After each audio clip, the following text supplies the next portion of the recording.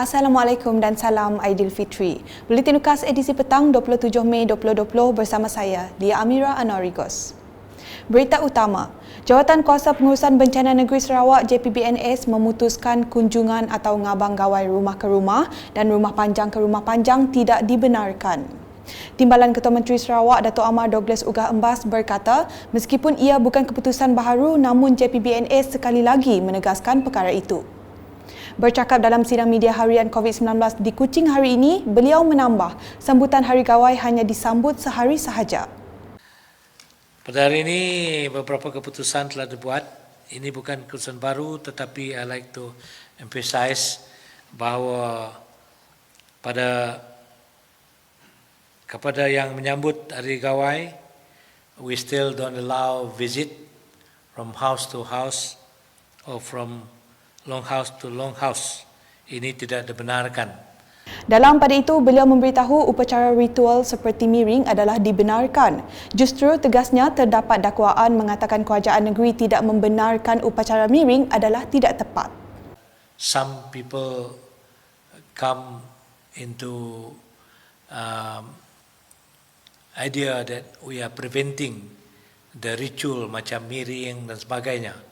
Sebenarnya ritual seperti miring dan other rituals of the Gawai dibenarkan.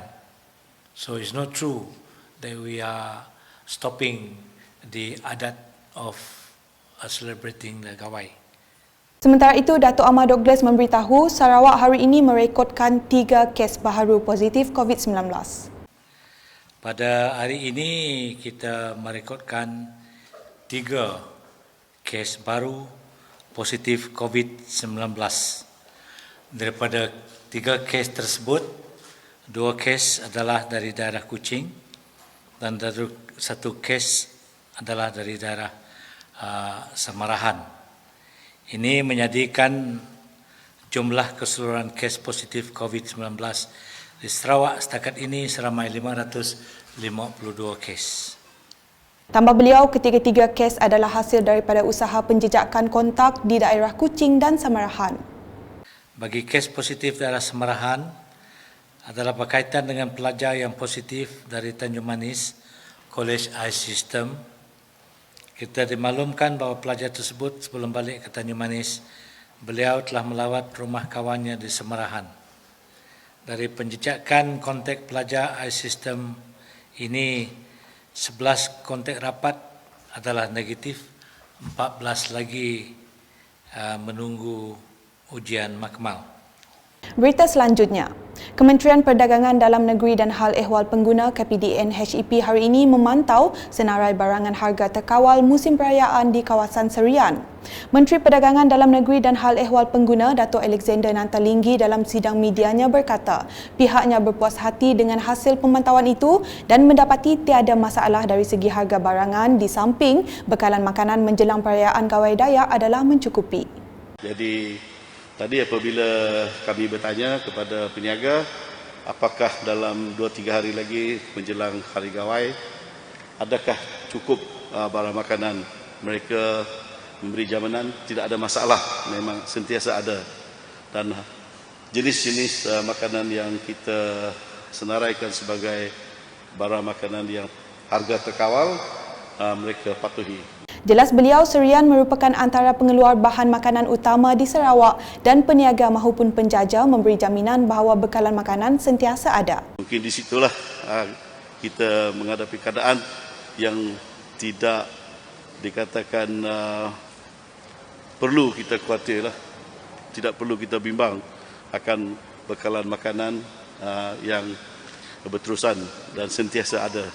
Laporan berikutnya mengenai bantuan Hari Gawai. Seramai 2,052 ketua isi rumah dari 90 rumah panjang dalam kawasan Dun Layar menerima bantuan makanan. Sumbangan tersebut merupakan inisiatif Ahli Dewan Undangan Negeri Adun Layar, Gerald Rentap Jabu dan Ahli Parlimen Betong Datuk Robert Lawson Chuat. Dalam satu program berasingan, Gerald Rentap memberitahu penduduk yang terjejas pendapatan PKPB disaran menerokai bidang baru seperti jualan produk secara atas talian. Jelasnya kerajaan negeri dan kerajaan pusat turut sama membantu memulihkan ekonomi rakyat dengan menyediakan pakej rangsangan seperti Bantuan Khas Sarawak Kusayang BKSS dan Bantuan Prihatin Nasional BPN. Gerald turut menyarankan kepada tuan rumah untuk menasihati golongan muda agar tidak pulang semasa hari gawai dan menggunakan teknologi untuk berhubung sesama keluarga dalam usaha sama membendung penularan wabak COVID-19. Sekian bersama saya Lia Amira dan kru penerbitan. Layari ukas.sarawak.gov.my untuk mengetahui berita terkini Sarawak setiap hari atau di Facebook, Instagram, Twitter dan saluran YouTube Buletin Ukas.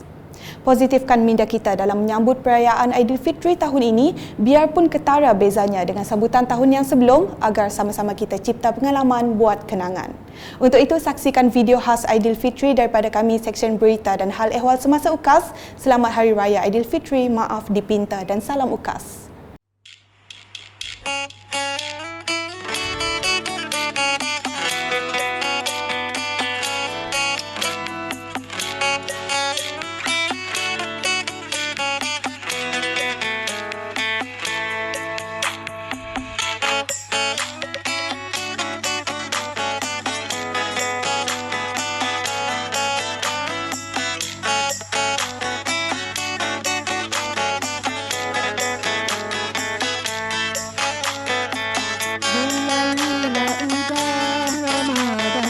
Sebulan berpuasa, tiba Syawal kita rayakan dengan rasa gembira. Anak muda di rantauan, semua si pulang ke desa. Emak dan bapak kerinduan menerima ketentuannya. Bertukar senyuman dan salam, wah sebanyak ke emoji. Tutur dan kata nak sopan, saling memaafi. Suasana hari raya, walau di manapun kita, memberikan ketenangan dan menenteramkan jiwa. Kue dan biskut beraneka macam, kacak jak rupa padat di tala, kari dan rendang udah di order diri.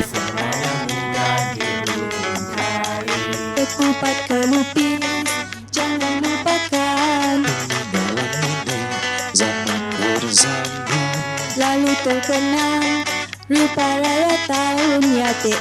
Zakat musik kurang ke dato.